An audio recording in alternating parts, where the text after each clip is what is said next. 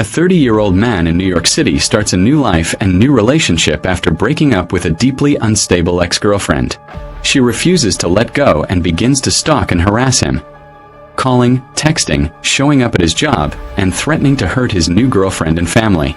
She also threatens to file a fake police report claiming he assaulted her as her behavior grows more violent and obsessive. The man documents everything but feels trapped and afraid, especially in a city where you can disappear in a crowd. One night, in a dark corridor of his apartment building, she ambushes him with a knife in a wild rage. In a desperate act of self-defense, he kills her while trying to stop the attack. Security cameras in the hallway record the entire assault, proving that he acted in self-defense and saving him from prison and from her final attempt to destroy his life. The story follows his terror from the first eerie messages to the final bloody confrontation, and the haunting aftermath of surviving a monster he once loved. Chapter 1. A new start in a city that never sleeps. My name is Eric, and for a long time I thought New York City was my fresh start. I was 30, working in a web design firm in Manhattan, living in a small but decent one-bedroom apartment in the East Village. It was noisy, crowded, dirty at times, but it felt alive. After a bad breakup, I told myself the city would swallow my past and let me start again. Her name was Lily. When we first met, Lily was fun, intense, exciting. She had long blonde hair, a runner's body, and a smile that made you feel like the only person in the room. But there was always something off in her eyes, a sharpness that I tried to ignore. The last months with her had been a blur of fights, crying, and broken things. Plates, glasses, promises. When I finally ended it, she screamed, then begged, then went silent. I moved apartments. I changed my number. I blocked her on everything. For a few months, it worked. I met someone new. I focused on my job, on late-night walks through crowded streets and quiet mornings with coffee and the hum of the city outside. I told myself Lily was gone, maybe back with her parents upstate, maybe lost in some other guy's life. I believed that until the first unknown call at 2:13 a.m. Chapter 2. The Calls in the Dark. The screen lit up my bedroom like a small cold moon. Unknown caller. I let it ring out. Then it rang again. And again. On the sixth call, half asleep and angry, I answered. First there was just breathing. Then a soft laugh. "Miss me, Eric?" My stomach dropped. "Lily." She giggled like this was some prank. "Thought you could hide from me." New number. New apartment. So cute. I hung up without answering. My hands were shaking. I blocked the number. The next day, during lunch at my desk, my phone buzzed with a text from another unknown number. "I see you." I looked up from my sandwich to the office window. Outside, New York moved like it always did. Yellow cabs, people rushing, sirens in the distance. But I suddenly felt like there was a camera on me. Another text came in. "Nice blue shirt." "It brings out your eyes." My shirt was blue. I stood up fast, heart pounding, and walked to the window.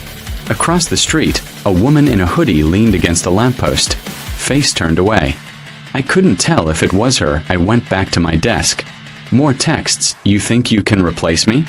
I know where you live. I know where she lives." She. My new girlfriend, Mia. That was when the fear turned into something worse. Not just for me this time. That night I didn't sleep. Every time a car passed outside, every time a pipe clicked in the wall, I thought it was Lily at my door. Chapter 3. She never left. Within a week, the messages were constant. Different numbers. Private calls. Social media accounts that popped up with no profile picture. Just messages like, "You belong to me. If I can't have you, no one will. I'll make sure you lose everything." I started saving everything. Screenshots, call logs, dates and times in a note on my laptop. I didn't know what else to do. Then she stopped hiding. One afternoon, I was leaving work with a coworker. As we stepped out onto the street, I felt that same crawling sense on my skin, like I was being watched. I glanced across the intersection and there she was. Lily. Long blonde hair, pulled into a messy ponytail. Same athletic body. Same beautiful face, now twisted with hatred. She didn't wave. She didn't call out. She just stared, eyes locked on me, like she was memorizing every detail of my life. My coworker asked if I was okay. I lied and said I was fine. That night, I heard footsteps in my hallway outside my apartment at 1 a.m. Slow, careful steps that stopped at my door. I sat in the dark on my couch, holding my breath, staring at the shadow under the door. My phone buzzed. Nice place. I like your door, I called the building's front desk. By the time the night porter checked, the hallway was empty. The next morning, when I left for work, there was a single red rose on my doormat. The stem was wrapped in a thin black ribbon, tied in a neat bow. There was no note. There didn't need to be. Chapter 4: Threats and Warnings. I tried to keep Mia out of it. I didn't tell her everything at first. I said I was stressed about work, that an old friend was bothering me, that it would pass. But it didn't pass. It escalated. One Saturday night, Mia was over at my place. We were watching a movie, lights low, the city humming outside the window. For the first time in days, I felt a little calm. Then my phone buzzed. Does she know who I am? I locked my screen and slipped the phone into my pocket. My chest felt tight. Everything okay? Mia asked. Work stuff, I lied. Nothing urgent. Seconds later, another buzzed. She's cute. I wonder how she'll scream. The next message came with a blurred photo attached. I opened it in the bathroom with the door locked. It was a grainy, zoomed-in shot of Mia entering my building earlier that night. She had been watching us. She knew the address. That broke me. I told Mia the truth, or at least most of it. About the calls, the messages. The ex who wouldn't leave me alone. Mia was scared, but she was also angry. You need to go to the police, she said. Now. The next morning, I did the precinct. I showed an officer the messages, the call logs, the photo of Mia. He skimmed through them with tired eyes. This is serious, he said. But she hasn't actually done anything physical yet. We can make a report. Get you an incident number. You should keep collecting evidence. What about a restraining order? I asked. He looked at me with a face that said I wasn't the first to ask. You can try, he said. But these things take time. If she threatens physical harm again or actually shows up, call us right away. On the way out of the station, my phone buzzed again. I heard you went to the police. You think they'll believe you? I'll tell them you hit me.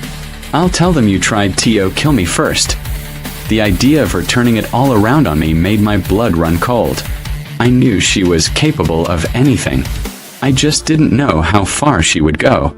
Chapter 5: Trapped in Plain Sight. Days blurred into weeks. I stopped going out at night. I avoided certain streets. I changed my route to work so often that even I got lost sometimes. I documented everything like the officer had told me. Screenshots. Voicemails. I made backup folders on the cloud. I told a lawyer at my firm's recommendation, and he nodded as he read, saying words like harassment, stalking, and documentation. But none of it made me feel less hunted. I started noticing little things that told me Lily was closer than I wanted to admit. A reflection in the subway window that vanished when I turned. The feeling of being watched in the grocery store. A blonde woman crossing the street as I unlocked my building door. One night, I got a voice message from her. I didn't want to listen, but I forced myself. Her voice was low and shaky, like she was crying and laughing at the same time. You ruined everything, she said. You replaced me like I was trash. But that's okay. I know how to fix it. I know how to make them see who you really are. When I'm done, everyone will hate you. They'll lock you up and I'll be the victim. Then softer. Or maybe I'll just end it. Maybe I'll drag you down with me. I saved the message.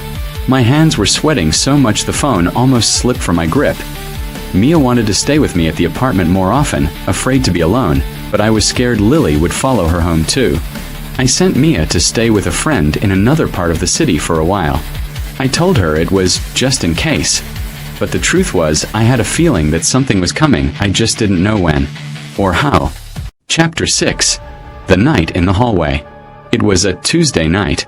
Cold wind scraping down the avenue. The kind of night when even New York seems tired. I worked late.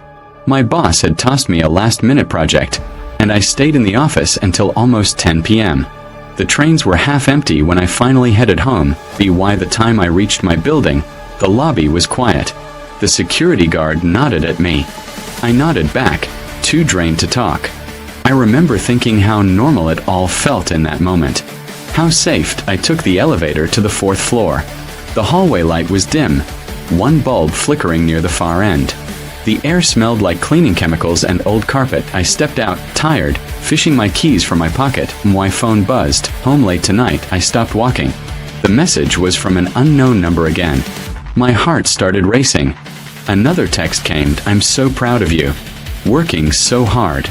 You always were such a good boy. My hands shook as I looked up and down the hallway. Empty. Silent. Then I saw at the far end of the corridor, near the emergency stairs, a figure stepped out of the shadows. Long blonde hair. Athletic build. Pale face. Eyes that caught the light in a way that made my skin crawl. Lily. "Hey, Eric," she said, voice too calm, like we had just run into each other at a coffee shop. "How did you get in here?" I asked. My voice sounded small in the hollow hallway. She smiled.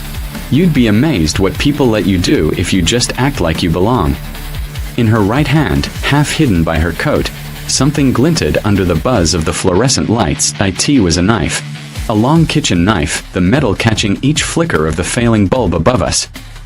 "Lily," I said slowly, raising my hands, trying to sound calm. "You don't want to do this. We can talk. Just put the knife down." Her face twisted. The calm vanished in a heartbeat. "You talked to the police," she said, voice rising, echoing off the walls. "You tried to make me the crazy one. You lied about me. You replaced me." She took a step closer. I took one back. "You're going to ruin my life," she hissed. "So I'm going to ruin yours first." Then she screamed, a raw, animal sound, and ran straight at me, knife raised. Chapter 7, Caught on Camera. Everything after that happened fast and slow at the same time. She rushed me. I turned to run, but she was already within reach. Her shoulder slammed into my chest, driving me back toward my apartment door. The knife flashed.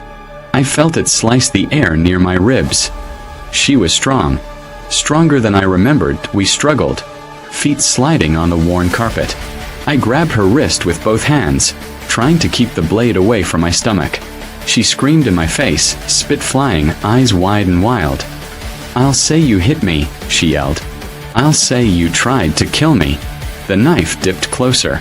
The tip scraped my side, hot and sharp. Pain shot through me, white and blinding. I panicked. In that second, something in me snapped. I stopped thinking about what would happen later, about the police, the reports, the lawyers. All I could see was the knife and the insane, hateful look in her eyes. I twisted her wrist as hard as I could. She gasped. The knife clattered to the floor. Before she could grab it again, I shoved her backward with everything I had. She stumbled, hit the wall, and slipped. Her head cracked against the corner of the metal fire extinguisher box with a sound I will never forget. She went down like a puppet with its strings cut. For a second, I thought she was faking. Then I saw the blood. Too much, too fast, spreading under her hair, down the wall, onto the floor. "Lily," I whispered. No answer. Just the hum of the lights and my own ragged breathing. Somewhere down the hallway, a door opened. A neighbor gasped and shouted for someone to call 911. I backed away, hands up, heart pounding so hard I thought it would burst. When the police came, I was sitting on the floor, back against my door, hands covered in her blood. They separated me, questioned me for hours under bright lights. I told them everything. About the calls, the messages, the threats, the knife. About the fight, that I saw the way they looked at me. I knew what they were thinking. Another man. Another dead woman. Another story he would tell to save himself. Then the building manager came in with a hard drive in his hands. "We have cameras," he said. "In the hallway." The detectives exchanged a look and left the room. Time crawled by. I stared at the wall and waited for my life to end. When they finally came back, their faces were different. Less cold. More tired. One of them sat across from me. "We saw the footage," he said. "She attacked you first. The knife is clear on camera. You tried to get away. You tried to block the blade. That push. It was self-defense." My chest collapsed in on itself. I started shaking harder than I had during the fight. "So, what happens now?" I asked. "You're not under arrest," he said. "We'll file the report. The DA will review it. But the video is very clear. Go home. Get a lawyer. Get some sleep if you can." Sleep? Right. Weeks later, I finally watched the footage myself, sitting beside my lawyer in a quiet office. The grainy black and white video showed me leaving the elevator, the empty hallway, then Lily stepping out, the knife in her hand, the attack. From a distance, we looked like two strangers in a cheap crime show. No past. No memories. Just violence. The cameras saved me. They proved I didn't hunt her. I didn't plan to hurt her. I only wanted to survive. But no camera could erase what it felt like to watch someone you once loved die at your feet. I still live in New York. I still walk those crowded streets. But now, every time I pass a security camera, I look right into it for a second. I'm not sure if I'm grateful or just haunted. If you ever think someone like Lily is just being dramatic, remember this: obsession doesn't stay inside text messages forever. Sometimes it walks down your hallway with a knife. And sometimes the only thing standing between you and the rest of your life is a cheap blinking camera in a ceiling corner, watching everything in cold, silent detail. If this story kept you on edge, do not forget to subscribe to the channel, activate notifications so you do not miss the next horror tale, leave a like if you enjoyed the video, comment below what part scared you the most, and share this video with someone who loves scary stories.